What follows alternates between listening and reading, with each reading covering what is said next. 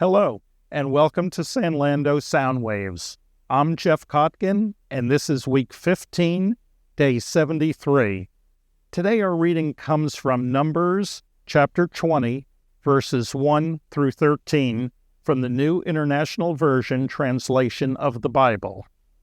Today's scripture is: In the first month, the whole Israelite community arrived at the Desert of Zin, and they stayed at Kadesh, where Miriam died and was buried. Now there was no water for the community, and the people gathered in opposition to Moses and Aaron. They quarreled with Moses and said, "If only we had died when our brothers fell before the Lord. Why did you bring the Lord's community into this wilderness? And we and our livestock should die here. Why did you bring us out of Egypt to this terrible place? It has no grain or figs, grapevines or pomegranates, and there is no water to drink." Moses and Aaron went from the assembly to the entrance of the tent of meeting and fell face down, and the glory of the Lord appeared to them. The Lord said to Moses, "Take the staff, and you and your brother Aaron gather the assembly together. Speak to that rock before their eyes, and it will pour out its water. You will bring water out of the rock for the community, so they and their livestock can drink." So Moses took the staff from the Lord's presence, just as he commanded them. He and Aaron gathered the assembly together in front of the rock, and Moses said to them, "Listen, you rebels must bring you water out of this rock."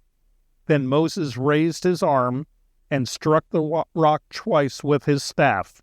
Water gushed out, and the community and their livestock drank. But the Lord said to Moses and Aaron, "Because you did not trust in me enough to honor me as holy in the sight of the Israelites, you will not bring this community into the land I give them." These were the waters of Meribah, where the Israelites quarreled with the Lord, and where he was proved by holy among them.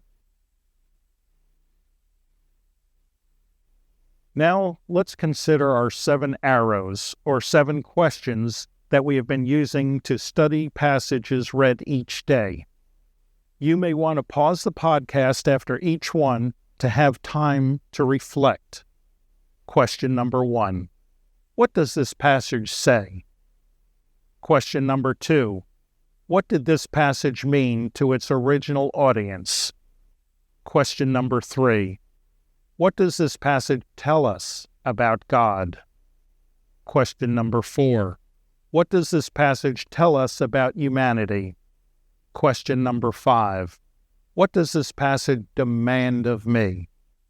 Question number 6. How does this passage change the way I relate to people? And finally, question 7. What does this passage prompt me to pray to God? Now, let's look at the brief devotional about this passage on page 89 of our book, 7 Arrows. The ever-grumbling Israelites muttered and complained once again. They had been cast out into the wilderness, where they would wander until the entire first generation died. The heat was scorching, and the people lacked sufficient water. And God could have chosen to allow them to die in the wilderness. But as we will see, he instead taught some important lessons during their years in the wilderness. He graciously cared for them by providing manna for food and water to drink. Moses and Aaron were used to care for and lead God's people, and in this case, they were to do so by speaking to a rock from which God would provide water. However, Moses, likely frustrated by the sin of the people and questioning the provision of God, did not speak to the rock as God had instructed. Instead, Moses struck the rock, a grave mistake. God graciously provided the water he promised. Because of Moses' failure to carefully obey God's instruction, he would die with the rest of the generation. It's essential that we always follow God, trusting in his power instead of acting in our own strength. Thank you very much for joining us today, and I hope you'll tune in tomorrow.